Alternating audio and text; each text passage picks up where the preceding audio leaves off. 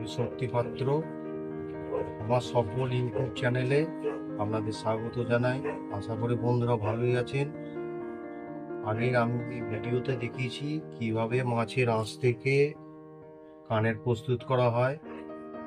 আমি আগের ভিডিওতে বলেছিলাম যে কিভাবে রং করা হয়, রং করে কিভাবে মাছের কানেকে রূপ দেওয়া হয়, সেটাই আমি আপনাদের সামনে দেখাচ্ছি।